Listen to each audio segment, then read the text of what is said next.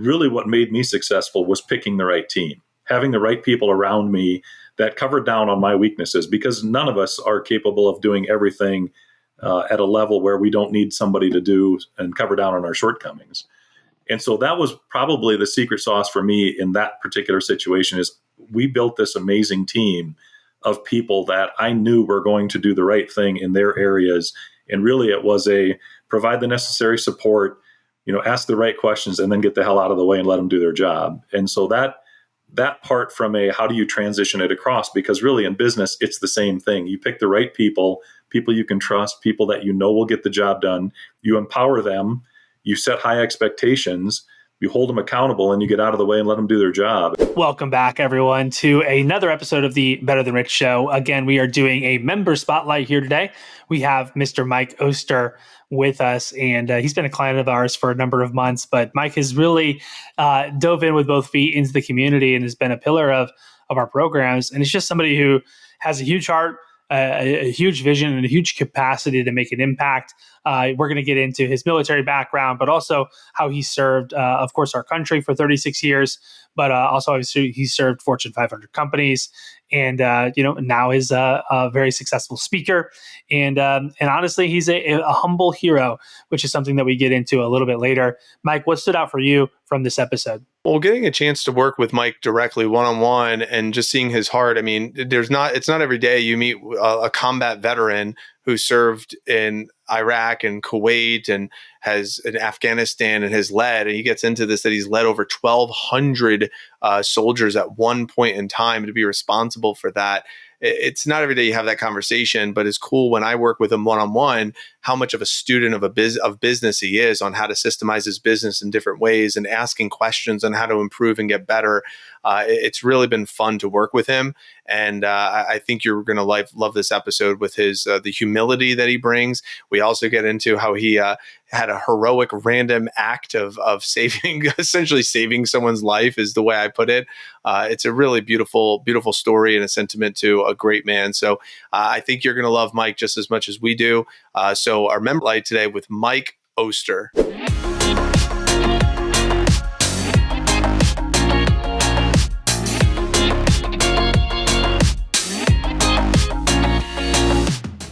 Welcome back, everyone, to the Better Than Rich Show here today. I am here with my guest, Mike Oster. Welcome, Mike. How are you doing? Yeah, I'm great, Andrew. Thanks for having me. Really appreciate the opportunity to be with you guys this morning. Yeah, absolutely, man. Glad you're here. And of course, I got my co-host, Mike Abramowitz. Mike, what's up? Feeling great, Andrew. As always, looking forward to this conversation with Mike. And our listeners, if you have never met Mike, you're in for an awesome treat. So really excited about this. So yeah. Absolutely. I mean, and this is going to be one of our member spotlights, and Mike's been a member of our community for a number of months now. He's also somebody who's a mover and a shaker in this world, and we're going to get into all that. But before we do, get into your story for the listeners, just to fill them in, how did you get connected to us, Mike? It was actually a mutual connection that we have. I think you're connected to him through your Front Row Dads affiliation, and I'm connected to him through my military service. Worked with him for a number of years, and he's just one of those people. And he's a few years younger than me, and a couple times I had the opportunity to have him actually working for me. And so we developed a friendship over that time, and we kind of go back and forth now, and we refer people that we think might offer value in our lives. And he referred me to you two guys, and you've certainly done that. So I appreciate that referral from him and this relationship with you. Well, we definitely appreciate it too. You've been a great asset to the community and what you bring. And I'm just excited to get into your story because we know a little bit of your story. And I know you just alluded to it, obviously, with the military background with Mitch, but tell us, get into the goods. I mean, about your story. I mean, I have some of the stuff in front of me, but I mean, 36 years of service. And it goes without being said, but it needs to be said how much we appreciate your service. And that was one of the first initial conversations that we had. It was like, man, what you have done to serve our country is amazing. And what's even more awesome is that it's not even more awesome, but like you're taking your lessons and now influencing other people with your lessons that you've learned over those 36 years. So tell us your story. Give us a rundown. Who is Mike? Tell us a little bit about your background, your story, everything you want to share. Yeah, I appreciate that. When I was a kid, my dad, who was a Korean War veteran, used to show us his slideshows from back in the day. And he had the old Kodak carousel, click it. It had the button with the cord on it, and you'd click it from slide to slide. And it was pictures of him in his OD green uniform from back in the day, hanging out by, old buildings and tanks. He was a tanker guy. But I just loved watching those and watching him get excited about talking about it and the friends that he made, and even his basic training experience and all the things that he did back in that 1950 era Army. And it really made me want to be part of that as I was growing up. But I also watched, I was the youngest of 5 kids, and I watched all my siblings go off to college. So I wanted that life as well. And I didn't know anything at the time about the opportunity to serve in the Army National Guard. But that gave me the ability to both serve and wear the uniform and serve my country and go to college at the same time. But I got to tell you, it was 1986. I was a senior in high school. Everybody was pretty neutral on the military. We were past Vietnam far enough that people weren't anti, but we hadn't been anywhere or done anything for a while, so they weren't really pro. And here I am, a senior in high school in the mid 80s, and everything that implies. I had the whole, long hair in the back, short on the sides, parted down the middle. I mean, it looked like a mullet, but it was better than it actually looked good. But I had to decide, right? I'm going to join. You got to get a haircut. In fact, it's the night before basic training, and my older sister Peggy said, "Hey, Mike, don't you think you should cut your hair before you go to the Army?" And I said, "I don't know, Peggy. I've never been to the Army before, but it seemed like a good idea." And so we sat, got a chair from the dining room table like we always did, and put a bath towel around my shoulders, and she proceeded to cut off the non-mullet mullet, and that was the first kind of realization that, hey, this is serious. It was a big deal back then. And I was getting ready to go off to college in the fall, and I was going to be one of those guys that wasn't sporting the mid 80s hair anymore, because I was making a decision to do something different. And that's kind of how it started, and I went and did my basic training, my AIT, and got to college, and it was a little bit different. It was a little awkward to be in public in uniform in the mid 80s. But I loved it from day one. I loved the basic training. I loved the discipline. I loved the drill and ceremony. I loved the pomp and circumstance. I loved it all. And so I still kind of assumed it would be that 6 or 8 year career while I was going to college, and I'd move on. And 36 years later, I finally decided to retire from an amazing and very just privileged to serve career. Yeah, thank you so much. And as Mike said, thank you for your service. And I also love that you bring this honor, right, to the position, and you still hold that in such high regard when, I don't know, culturally speaking, that respect for our military and our service members in general might be a little bit declining. And I think that you're somebody who just emulates, though, that sort of honor, respect, tradition, discipline, all of the different things that are positively associated with the military. And I think you're an embodiment of that. I mean, 36 years, you just, retired with the title of Brigadier General. Hopefully I'm saying that right. You are. Yep. And then, but what are the biggest lessons you got, from the military? I think our culture is begging for duty, honor, purpose, these sorts of things. I'm curious if you feel like you've gotten some of those things from service in the military, or just other things that you've learned. What are some of the biggest things that you've took away from that experience? Yeah, when you talk about the Army values, right? The things that you talked about, loyal, duty, honor, selfless service, those kind of things are all part of the values of the military. When you're a young enlisted soldier and you're going into that, you have to memorize those, but you don't really understand really what they mean. But I learned probably the first lesson that I'll never forget, and I try to keep in mind every day when I'm trying to do the things I'm doing even today, is that when you get to basic training, the first drill sergeant you see says, if you think you're getting through this program by yourself, you are wrong. You will need the help of the people around you. So look to your left and right, and you will need to lean on these people. You will need to trust them, and they will need to do the same with you. And that's a life lesson. If you're going through life thinking, I'm doing this by myself, I mean, you guys are mastering the whole art of, I'm going to connect you with other people, like-minded people that can help you. And it's not just about making money. It's about being successful in life. It's about being better fathers, better husbands, better volunteers, better community members. And it's finding those people that you can be around. And then I think the second part of that is, before I even had heard the saying that you become the average of the 5 people you hang out with, I started realizing that going through this military training, because there were certainly groups that were doing it right, some that were doing it just to get by, some that were looking for excellence in everything that they did. And as I tried to wicker my way in and find the right group that I wanted to emulate with, you learn that secondary lesson, right? So you're not getting through it by yourself. and then you're going to become the average of the people that you most closely associate with. Again, as a 17-year-old kid going to basic training, not sure I recognized those valuable lessons at the time, but in hindsight, certainly those were a couple of main ones that I took forward. And then from that, as I moved on and went up in rank and had more responsibility for other people, that's when you really start to understand things about things like purpose. Because I always felt like I had this ability that, not anything special that I did, but that maybe I could go make more money than I was making in uniform. But I found purpose in putting that uniform on every day. In fact, when people ask me now, what do you miss most? A lot of people say the people. And I certainly, while I miss the people, what I miss the most is wearing the uniform and everything that it represented and stood for. And so that purpose, knowing every morning why I was getting out of bed, not having any question about that, having that in your life is vitally important. And then the privilege to do something that a lot of people try to do, but only a small percentage get to do. So just, lesson after lesson after lesson, if you're looking for them, they're out there. And I was just blessed to have a lot of them. What immediately was showing up for me as I'm hearing you talk, do you follow David Goggins' work at all?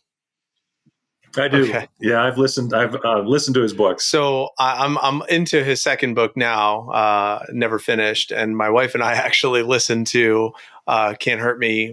We finished it on our road trip, and she is listening. She's like, "What are you? This is actually pretty entertaining, But after hearing all of his stories, it got me thinking about, okay, there's not too many people that talk as as direct as David Goggins does, but I would love to hear, I don't know, maybe you speak if you, whatever you can and feel aligned to speak, like some of that behind the scenes that he kind of gets into, some of that basic training stuff. I mean, it's 36 years, you were probably facilitating some of these things, the mental breakdowns, these shifts. And he talks about even the Lone Survivor movie, like just some of this behind the scenes, like however much you feel comfortable going back. But I would love to peel back that curtain of where maybe taking these principles and this purpose and these lessons you learned and taking us through maybe a couple of stories or examples where you actually got a chance to apply them behind the scenes of serving our country. I would totally dig anything you want to share under that. Yeah. So let me be very clear. First of all, I am not David Goggins. I didn't go through SEAL training. I'm not an Army Ranger. There's all these different levels, just like in any organization, there are these different levels that you can go to. And unfortunately, the more committed you are sometimes and the more aggressive you get into those things, the harder it is on people's personal lives. So the folks that are willing to do that and make this even more of a sacrifice, I always say that we've all served, but we all served at different levels and different times. And some of it is just fate. Some of it is just luck and timing. And some of it is by choice. And so when we have Veterans Day ceremonies and we talk about service and everybody wants to thank us for our service today, we've done a great job and I'm very proud of my service, but it's not the same as the people that served in Vietnam or World War II or World War I. I mean, it's different, right? And so everybody's doing something at different levels, and he has chosen to serve at very aggressive levels within our military. But there's similarities in all those different things. And even the initial basic training, when you're going through the Army basic training, which is what I did and can speak to, it is about a mental breakdown. They want to break you down and they want to just make life miserable for you to see, A, how much can you take? And two, how long is it going to take you to start leaning on those around you to try to get through what we're putting you through? And so while some of it is gamesmanship, it's necessary to try to emulate the battlefield so that when the enemy gets their vote, and they always do, and not just in battle, right? Every day the enemy gets a vote. I mean, we're getting ready for this podcast and you turn on your equipment and something doesn't work. That's the enemy getting a vote at a different level, but something you have to deal with. And so how do you handle those stressors? So their job is to create stressors out of non-stressful situations. And if it's basic training, they're doing it at one level. If it's Ranger training or SEAL training, they're doing it at a whole nother level. But the whole point is to break down a human being and see what they're capable of. How can they power through, and are they able to create the necessary bond with other people to get through those things? So, probably for me, the closest thing I could give you to a Goggins type story, and it's not going to be nearly as sexy, but it was incredibly important to me. I was given the opportunity to be a battalion commander. So that's a level at which you're going to command around 1,000 to 1,200 soldiers. And about 2 months after I was given that, I was told I was going to Afghanistan with that battalion headquarters. And those 1,200 soldiers we were going to have in our down trace were going to be in a combat zone, and we were going to get fed these units from all different, active duty, the reserve component in the Army National Guard, from all over the country. So we weren't going to even meet these soldiers until we got into country. And then we were responsible for them, right? And everything that implies on a battlefield. And we're sending these soldiers out on convoys outside the wire all over southern Afghanistan. And I'm going to be the guy responsible for this. And as I'm getting ready for this, it occurs to me, have I done the things I needed to do to be able to take on this responsibility and own these souls, these sons and daughters and husbands and wives and fathers and mothers that are going to be under your charge? And what if, God forbid, something bad happens? How do you deal with that? And so I went to a mentor of mine at the time, and I said, because he had commanded a unit in a similar situation, and said, how do you deal with this? How do you prep with this? And how are you going to sleep at night if one of your soldiers doesn't come home like they went over? And he just looked at me and he very specifically said, Mike, all you can do is all that you can do. And I walked out of his office thinking, you are no help at all. Thank you for nothing. But as I continued to think about that, all that you can do is all that you can do. If you do everything you can possibly do, in other words, if you make sure your soldiers have all the training they need, if you participate in that training, if you're present, if you give them every tool you possibly can, and this is true in life, not just in combat, if you give them everything that they should have, the enemy still gets a vote. The only way that you can never sleep again, not that it won't be hard, but the only way you'll never sleep again is if you shortcutted something or you didn't do everything you could possibly do. So in life, and whether it's SEAL training, Ranger training, going to combat, whatever it is, all that you can do for your people is all that you can do. And if you don't shortcut that, you just have to always know that the enemy gets a vote. And sometimes, unfortunately, the enemy wins.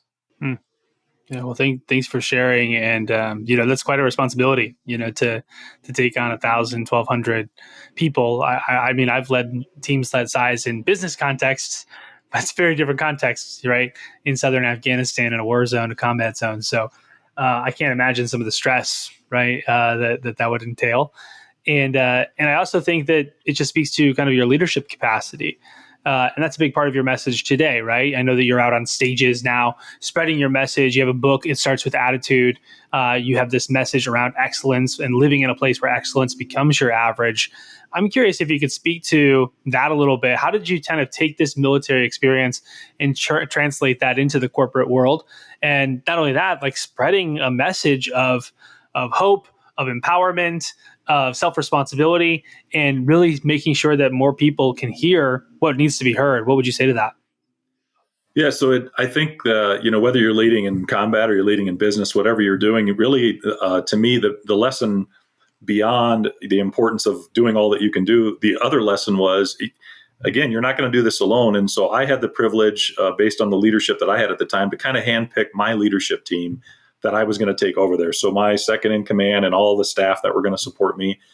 And really what made me successful was picking the right team, having the right people around me that covered down on my weaknesses, because none of us are capable of doing everything at a level where we don't need somebody to do and cover down on our shortcomings. And so that was probably the secret sauce for me in that particular situation. Is we built this amazing team of people that I knew were going to do the right thing in their areas. And really it was provide the necessary support, ask the right questions, and then get the hell out of the way and let them do their job. And so that part from how do you transition it across? Because really in business, it's the same thing. You pick the right people you can trust, people that will get the job done. You empower them, you set high expectations, you hold them accountable, and you get out of the way and let them do their job. And so, taking that and transitioning it is something that probably happened for me about, 15 years before I retired. I always emulated with leaders that took hey, I'm going to put my arm around you while I kick you in the ass to get you going. I emulated to those type of leaders versus the one that just kicked you in the ass and threw you out the door. And so I tried to start being that type of leader where I'm going to give you positive support. We're going to do this with a positive mentality. We're going to see opportunities instead of issues. But at the end of the day, if we're not doing our job, we're going to hold you accountable. And so it was pretty easy to transition that. But I wasn't always that guy, right? I wasn't always the guy that people would say, oh, he's super positive. He sees opportunities instead of issues. That was literally about 15 years. And my kids will attest to that, by the way, that I wasn't always the positive guy.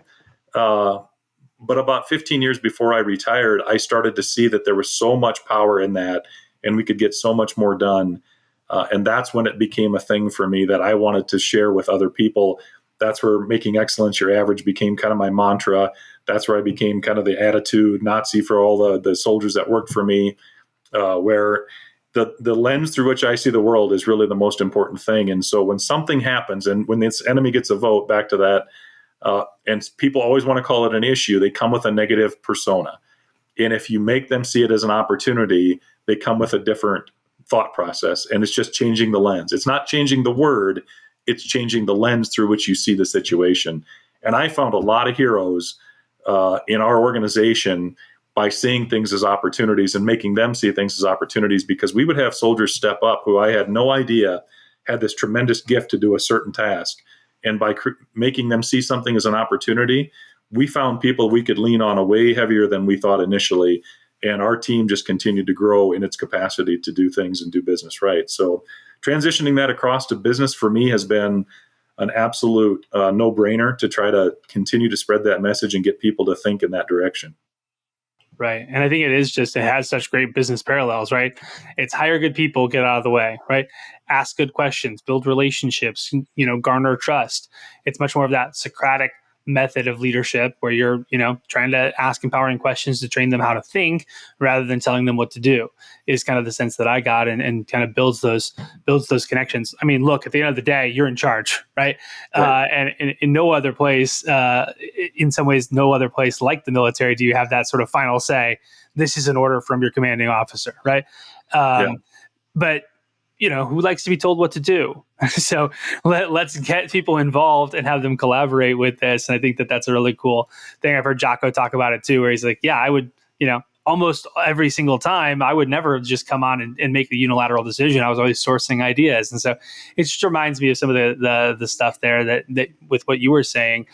Speaking of heroes, I know, Mike, I think you have a story about Mike Oster from, just a recent thing, like where he was acting heroically. Is that correct? Yeah. So here's the deal. I heard that you were visiting Atlanta and there was a car accident and you drove by and jumped out the car. I think the car was moving too, rolled out, tucked and rolled.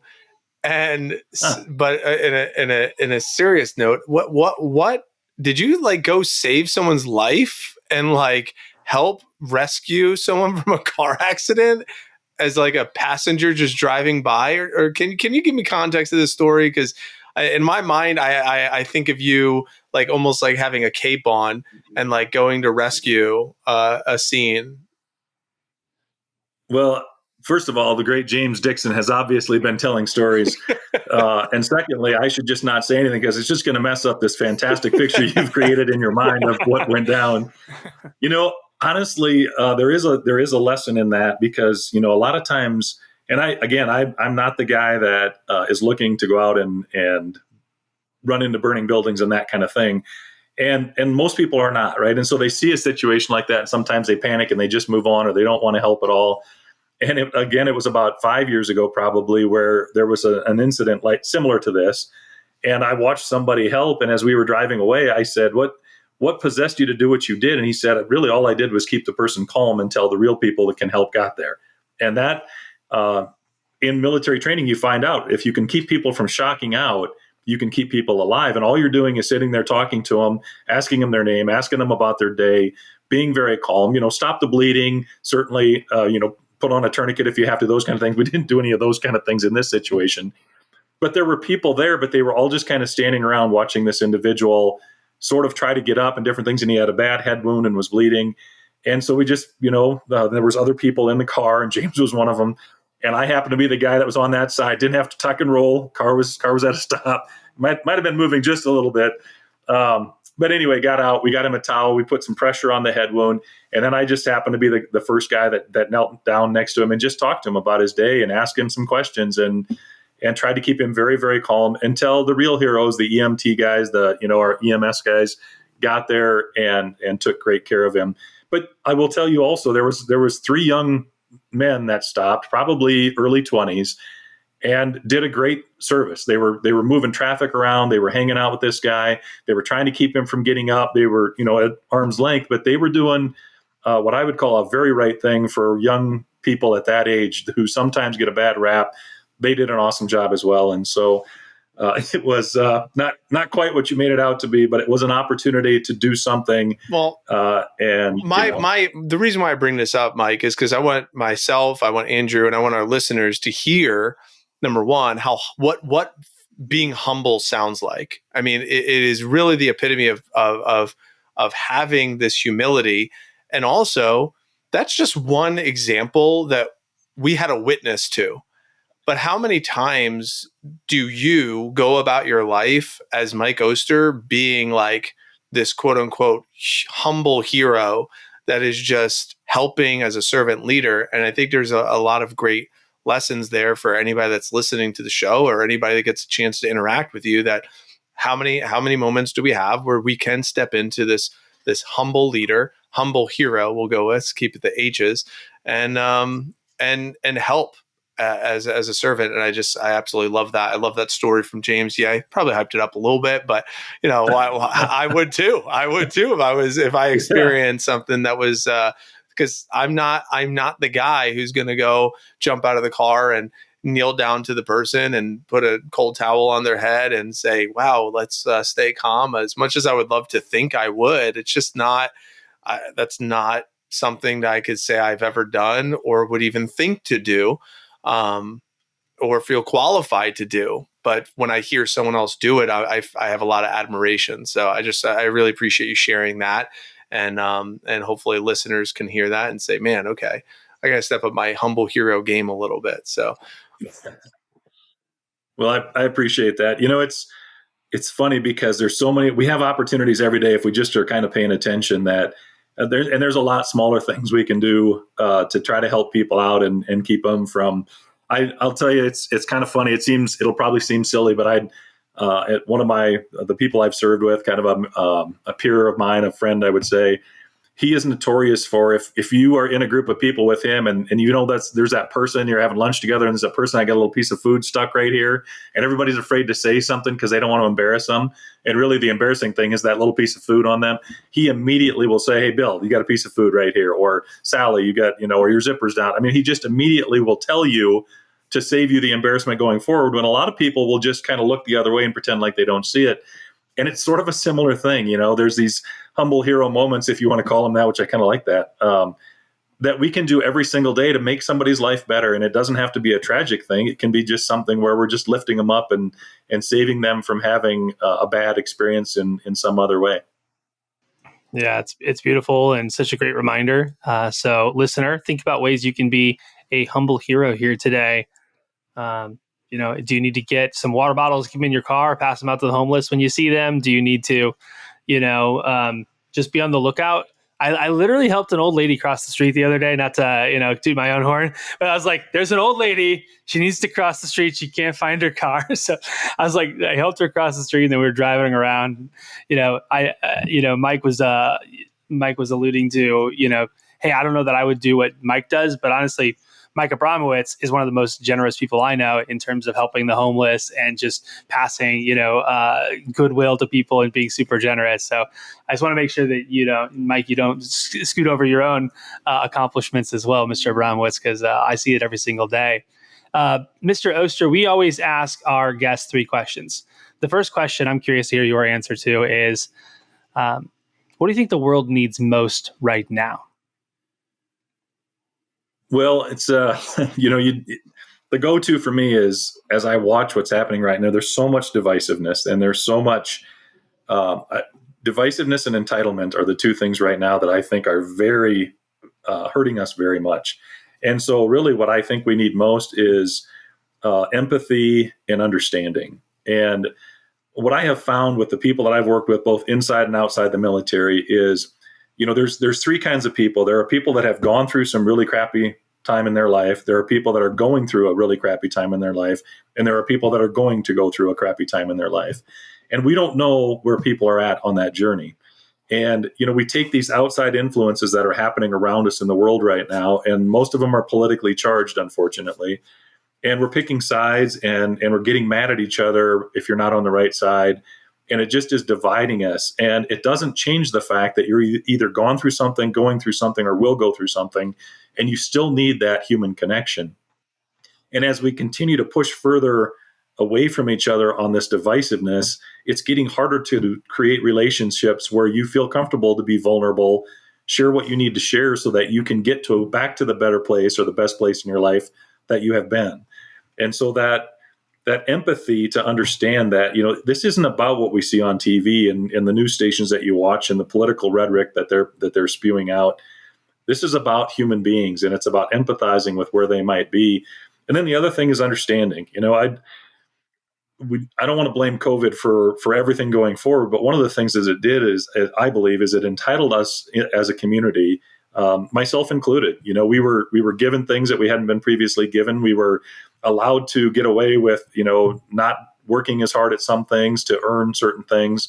And now we feel like that should continue on. And quite frankly, it was a very short moment in time, and we need to get back to understanding what's going on around us. The workforce is not like it used to be, and things are different. And so I watch interactions in the public, in retail spaces, and how people are just elevating to this level of frustration and anger over such small situations. And, that lacks, in my mind, understanding of what the person on the other side of the counter is dealing with when we see people elevate like that. So we need to empathize and understand that people are still dealing with hard things in their lives and give them the benefit of the doubt. And we need to understand that what I think I see is not really what's happening here. And again, it goes back to that lens. What lens are you choosing to see this situation through? And so if you do it with empathy and understanding, it's just going to be a way better place. We can just be better humans in that case. That's great. And it's hearing you talk about this, it reminds me of how much better my life is for not watching the news and being consumed by some of the shit by the media. Because every time, like if I'm at a restaurant or I see the TV on, I just like glance at it. I'm like, if I had to consume this on a daily basis, I would be a lot more miserable than I am with some of the shit that they're talking about. So I think that's great, Mike. We also like to know, what are 1 to 3 books that you think people should read? Yeah, so when it comes to that, there are so many good books out there right now, and there are so many great authors talking about great things. And but those are all available, right? You Google self-help right now, and all those books are going to come up. And so when people ask me that question, or when we talk about books, I go back to the old school ones. How to Win Friends and Influence People by Dale Carnegie is one of my all-time favorites. I will tell you that I didn't read that book for the longest time because I didn't care for the title. I was thinking it was a book about how to trick people into being my friend. It couldn't be further from the truth. And I've actually encouraged my kids to read that book because it's, even though it was written, a long time ago, it's still the lessons in that book are still 100% spot on, and they're about being better humans. And in fact, just the part about remembering people's names, I talk about appreciation a lot when I go out and talk in front of groups and organizations, just because of what I experienced in the military, going from a pretty neutral experience to not being able to walk down a hallway in uniform without somebody thanking you for your service or buying you lunch or whatever. But I also now have started putting in there, remembering someone's name is a fantastic way to show appreciation.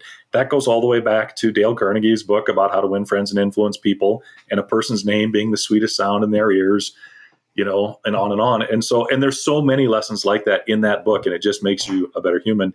The other one is, I'm a big Zig Ziglar fan, and Norman Vincent Peale. So Power Positive, and then See You at the Top. Those are a couple of my favorites. And I believe everybody now, including myself, we're all saying what those gentlemen said years ago. We're just saying it in a different way. It's sort of like music, right? They're all singing about the same thing. They're just doing it in a different way with a different beat and a different stage show. And that's really what professional development speakers are doing now. We're taking all the same stuff. Maybe we have some new statistics and facts or new studies, which is great. But we're really talking about all those. So those are, and then of course, the other one I'd recommend is my book. It Starts with Attitude. I think everybody should read that as well. But those are, to me, they're tried and true, and they're just great reads. Absolutely. And I love that philosophy, right? That these ones have stood the test of time, right? From the personal development standpoint, and we're all standing on the shoulders of giants, right? That's right. Which is certainly true. So our third question is, what does it mean to you, Mike, to be better than rich? Yeah, so that's a great question, and I love the way you guys have titled that and what you're doing with it. And so for me, especially as I've gotten a little bit older now, I've got 4 kids that are grown into adults. I've actually got a couple grandkids now, and I know you're thinking, how is that possible? You don't look old enough. Thanks, guys. Appreciate that. But time is honestly the most important thing in my life, and it's the one thing that we're not getting any more of, and it's the one thing we all have an equal amount of in a day, week, month, year. And so anything I can do to create more time or a better use of my time is what I'm looking for. And certainly I want to make a nice living, and life is easier when you have that financial security. But better than rich monetarily is being rich in time and being rich in family and friends and that social kind of ability to go out and see people and interact and do those kind of things. So everything that we're working on in the operator to owner, that's all about getting more time, which has been an awesome journey for me. And it really is about creating that, because my near future, hopefully, is that, while I'm running this direction, my wife is running this direction. I want to be running in the same direction, and I want to be picking and choosing where we run, how often we run, and what we do when we run to certain places, including certainly going to see grandkids. But there's a lot of other really cool things that we need to go do. So better than rich is having time, having great relationships, and a healthy lifestyle. Obviously our health, that's super important as well. But you got to have that financial security as well. So figuring out a way to do all that and be efficient about it and change a few lives along the way, right? If at all possible. Absolutely. And yeah, I mean, to your point, you definitely don't look too old. I don't know how old you are, but you're pretty fit for a grandpa. I'll tell you that. So, keep it up, man. For that compliment. Just throw it out there. There you go. Yeah. Right. I heard that and I said it right back. So that's good. I mean, just on that point around time, like regaining your time, buying it back, you mentioned the operator to owner program. You've been working with us for a number of months here. I'm curious, if someone were to, be evaluating working with us, whether it's their virtual assistant services or operator to owner, our educational platform, what would you say, in terms of, their consideration? Yeah, I think it's, I don't know of anybody, as I look at the program, and it's kind of funny because I just had a get together. We had a get together in March with my wife's family, and we just had another one here in July. And in that that group of people, there are multiple small business owners. And when we were together in March, we were in Arizona. We were goofing off. We leave South Dakota to go in a nice warm climate. And I was sitting in the dining room on one of the calls with you guys. And this was back when we were just doing the very initial program. And they were asking me about what I was doing. And I said, well, they're all about automating and delegating and systemizing and these virtual assistants and all this. And they were all just enthralled. And what is that? And one of them's in real estate. One of them's selling scoreboards. One's a farmer. One owns a car dealership. And every one of them was like, oh, I could. And so the first lesson for me was everybody can use this, whether you're self-employed or not. There's a way to employ the things that you're teaching. The second part of it, I would say, is, you need to make sure that if you're going to dive into the operator to owner, if I had to do it over again, I would have cleared my schedule on every day that we had a class. And I feel like I haven't been as present as I needed to be. And so I'm missing opportunities. And it's that whole, I'll go back and watch it. Well, if you don't have time to watch it when it's on, when are you going to have time, sort of that do it right today, because you're not going to have time to do it again. And so that would be my one thing. If you're going to do it, you need to be committed and be there. And the whole following along and playing along and filling out the workbook, which I think is brilliant, but I'm not doing a very good job of doing. So I would just say, if you're going to do it, just, the money investment to me is minimal compared to the time investment. And so I preach about, if you're going to be there, don't just be there, be present. But I'm not practicing what I preach very well. And so I would just tell people, there's a lesson in here for you, but you got to be all in. Well, I will say, I know we have our private session coming up on this Friday, and from a couple of our exchanges, I really do love how you're running your own race with it, though. It's like you have other responsibilities, but to systemize your speaking business and get more of the gigs and everything that you're working towards in a systematic way. I think it's beautiful. And I think you're running it at the exact way you're supposed to be running it right now. We're always going to be able to do things better in a more optimal way of what we anticipate we ought to be doing or whatnot. But I just want to acknowledge you and really appreciate, just how you've been showing up. It's been a lot of fun to work with you on this journey. And speaking of that, I'd love for you to just kind of share, like, what is that journey? Like, what are you up to? And as far as like, where can people follow along if they wanted to hear your messages or hear your content and read your book and just kind of support this journey that you're on? Why don't you speak to that for a moment? Yeah, right now I'm still kind of developing the whole CRM to try to capture people's information. I'm working right now on a leadership academy. I'm going to have both an online version and an in-person version, and that's kind of come out of this. The best, the following on Instagram and Facebook and LinkedIn and those kind of things, that would be great. Right now I'm, again, still just in that infancy stage of trying to develop content, so there's actually something there for people to go see. But this podcast, being the first one that I've been on, is the first, I hope, of many, because I'm starting to network and see opportunities to do that. You guys even forced me to go out and buy some cool equipment to microphones and cameras and that kind of thing, which is all a step. Everybody that's talking about this, those are all just little baby steps. And when you start to look at that, you just get overwhelmed because there's so many options and different things. And the one thing you guys kept saying was just start ugly. Just start, even if you start ugly. And I'm a big believer in, an average plan violently executed today is better than a perfect plan executed, in a week. But you have to. It's easy to say those kind of things. It's harder to execute. And so, following those different social media sites and creating a YouTube channel, the work I'm doing with you guys is pushing me in that direction. So, MikeOster.com is probably the best place to learn more about me. And then stay tuned because it's about to get crazy. Yeah, absolutely. And as a listener, all those links will be provided in the show notes. So if you can go check out Mike's channel, he's got awesome content, an amazing message.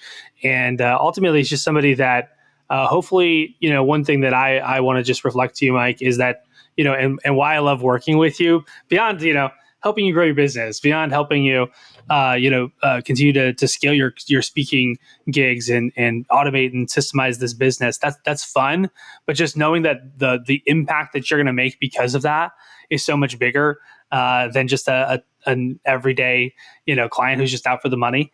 So I just want to reflect that to you, that you're somebody that I'm really excited to be connected to, and quite frankly, especially since you are a half generation or generation older, just thinking like, okay, that's a pointer of who I might want to emulate when I'm his age. So I just want to reflect that to you. And listener, assuming that you've enjoyed this episode as much as I have, and I'm sure these mics have as well, it's your turn. Make sure that you share this episode with a family or friend, a colleague. Go ahead and subscribe on YouTube if you're listening on Spotify or Apple. And also make sure that you leave us a rating and review. Until next time on the Better Than Rich Show, remember to leave today better than you found it. We'll see you then. Thanks.